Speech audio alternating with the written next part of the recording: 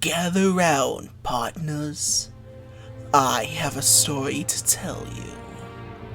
A tale older than that, of redemption or revolvers. A story of revenge. A story of gold. And a story of guns!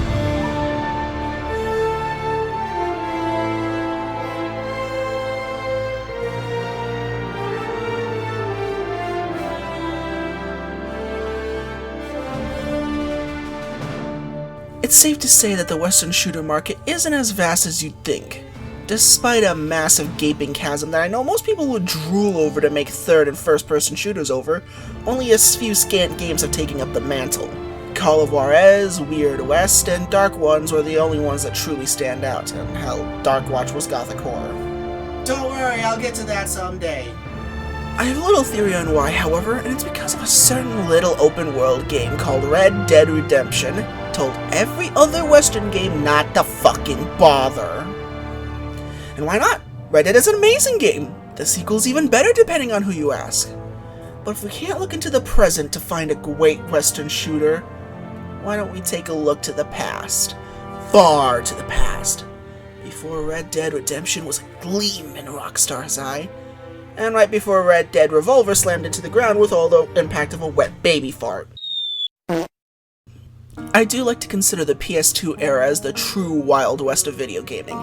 So much creativity was coming out of every pore, publishers would greenlight damn near anything, and to this very day there's a decent chance that even someone, well versed into the 6th generation of consoles, could walk into a retro game store and walk out with some game they've never heard of.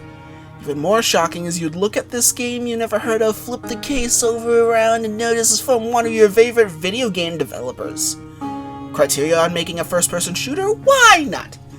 Square Enix greenlighting a beat-em-up? Ya betcha! Rockstar making a table tennis game from the same people who made Midnight Club? Who is gonna stop you? And yet this era was dominated by a single game, one that changed the face of video gaming for the next few years. And that was Grand Theft Auto 3. Suddenly, boom! Violent open-world games as far as the eye can see. It took a lot to stand out, and it wasn't always viable. So what happens when you combine open world with a developer known for sticking out? You get an open world Western game held by Neversoft of fucking Tony Hawk fame. And from this perfect storm, a little game by the name of Gun was born. Now before we begin proper, I should note one thing. Do not get the PC version. Holy bejeez, do not get this port. It has okay graphic options, but that's it. Where do I fucking begin? First off, the game has graphic and audio glitches out the wazoo that weren't there on the console versions, like having certain parts of the character's clothing and guns you can just see through. Thankfully that's a cutscene thing, but in gameplay you'll notice something fucky with the frame rate. In that any NPC that gets within 10 yards of you has their frame rate cut in half or just fail outright. Now I know why this happens, it's a resource saving measure, EDF knows what's up, but this happens 2 feet in front of your face. It makes most of the game look like it's playing at 15 FPS. Interestingly enough, this doesn't happen during some of the bigger mission firefights. I don't know, I can't. Oh, and of course we have aim acceleration on your mouse, or at least it felt like it to me, and I had one game-breaking glitch. I guess it ran smooth enough, so if you're really willing to look past all of that, you can find it on Steam for $20 fucking dollars! Yeah, no. Do not give Activision your hard-earned money here. Get a second-hand console version, it's cheap. And if not, well, you PC players knows what's up. Speaking of, hey Activision, how's that molestation lawsuit going? Now with that out of the way, this game looks frankly beautiful for a 2005 mid-console game. Sure, there's not a ton of environmental detail, but there's a ton of detail in the buildings, the NPCs, and the guns. Well, someone had to get the title right! What's also really cool is that every enemy has one of the guns the players can obtain, and you can see that in cutscenes and in gameplay. Although Cole in this version seems to have the nasty habit of only using his Colt Army revolver despite it being as weak as a piss missile. And the music and sound effects just kick ass. This is as close as you could get to Western gun porn at the time. Just listen to some of the firefights.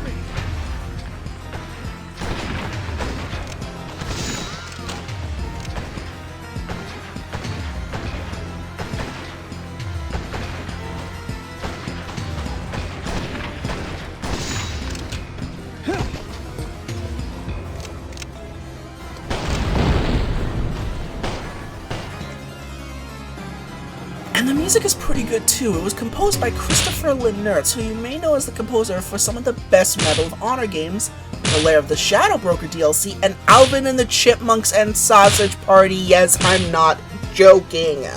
And his stuff here is some of the best in the Western genre. Now, it's not up to the snuff that Outlaws or Call of Juarez had, but it's good and gets you in the mood immediately. Play us out, Johnny!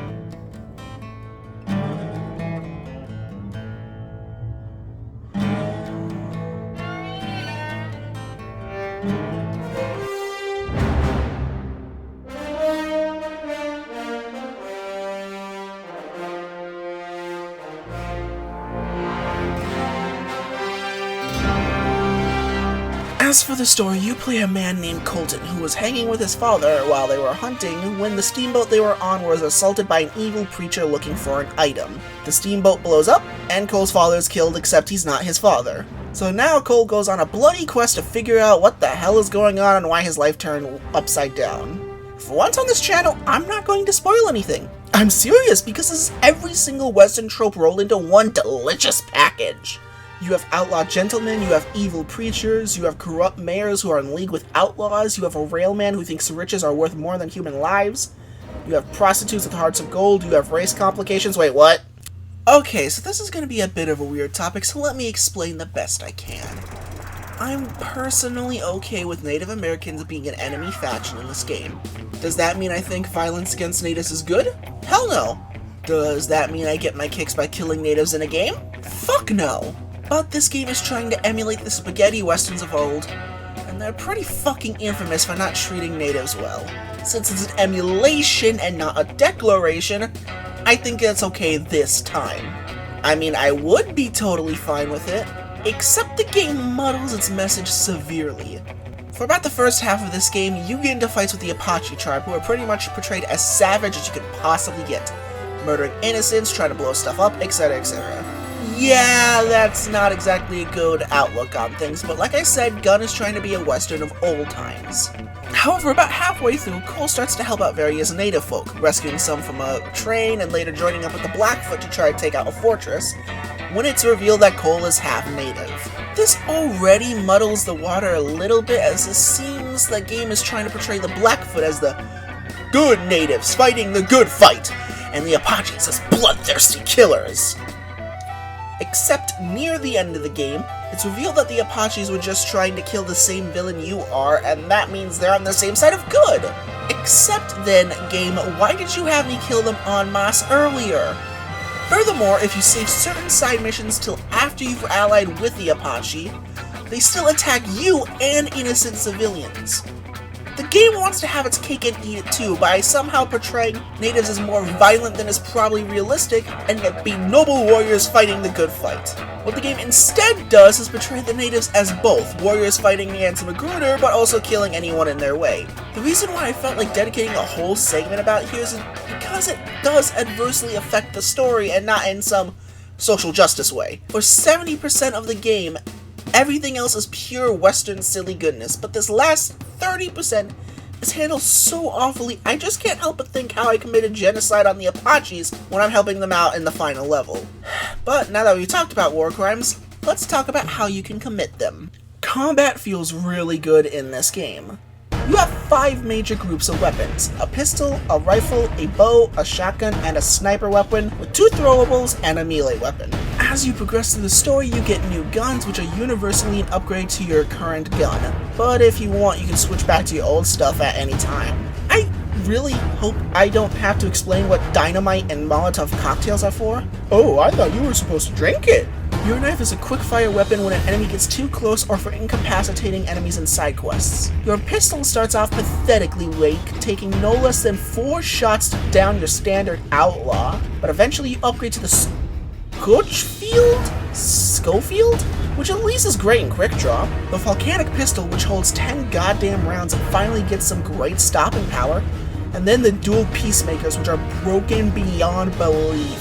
16 shots, great stopping power and unlimited ammo. Yep, the pistols don't need ammo, at least on lower difficulties.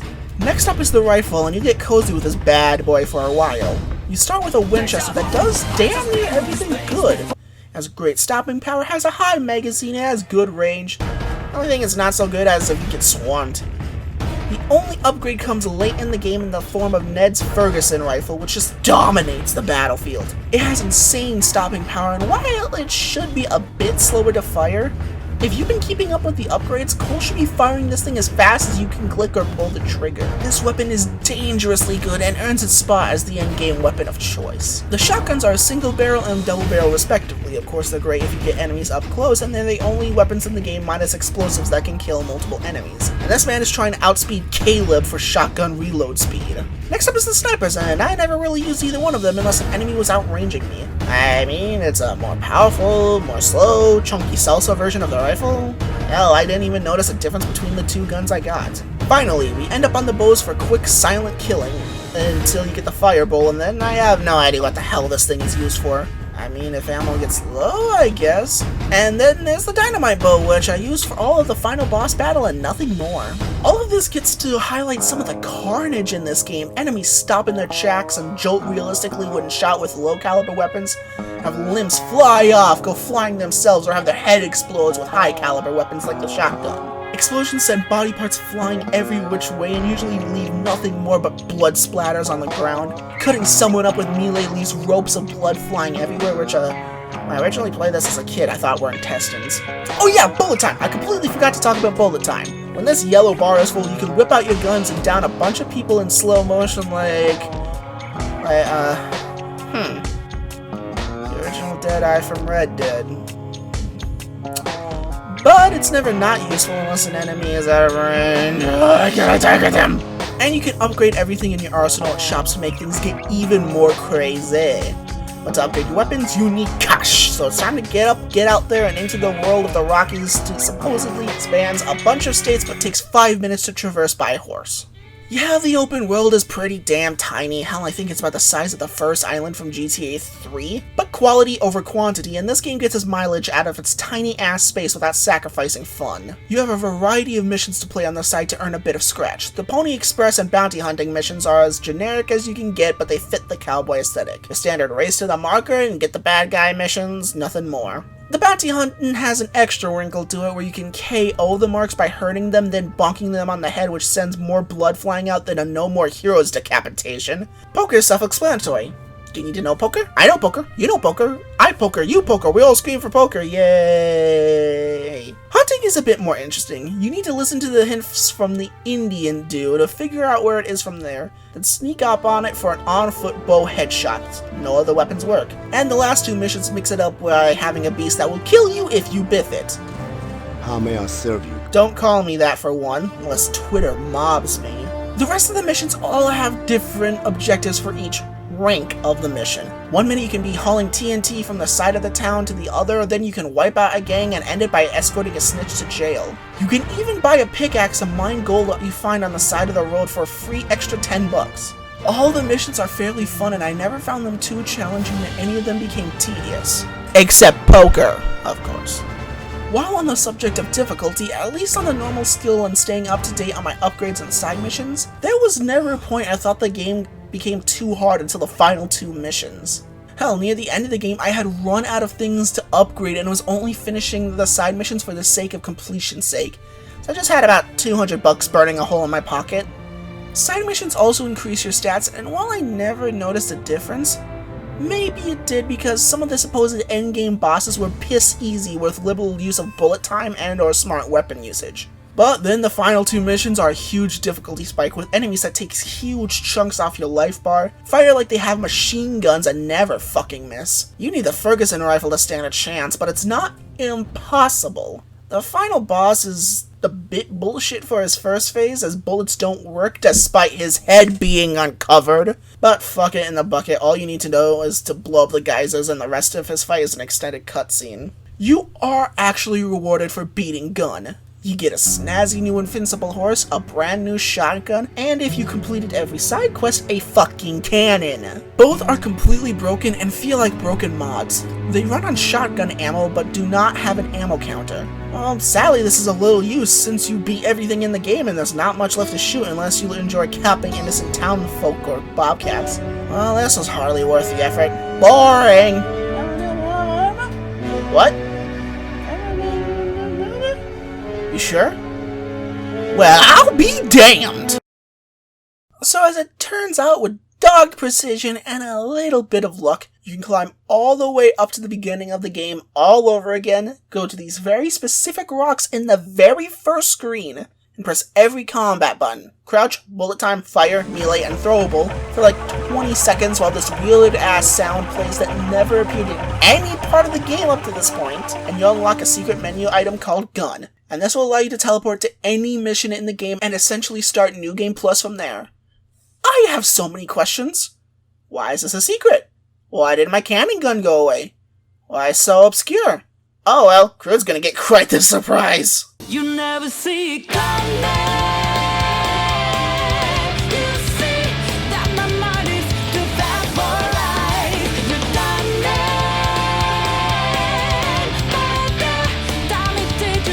All in all, Gun is a magical little gem. The PC version is level 8 on that shit PC port level, but at least I got in and out without too much issue.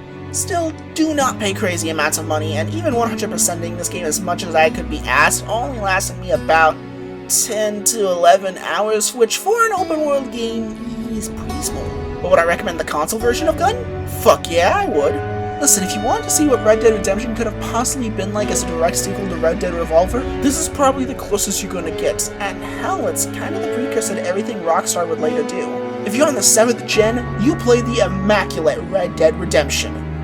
But if you're on the 6th generation, you play the excellent Gun. And maybe, just maybe, you can give Gun a shot either way. Oh, come on! I just realized that!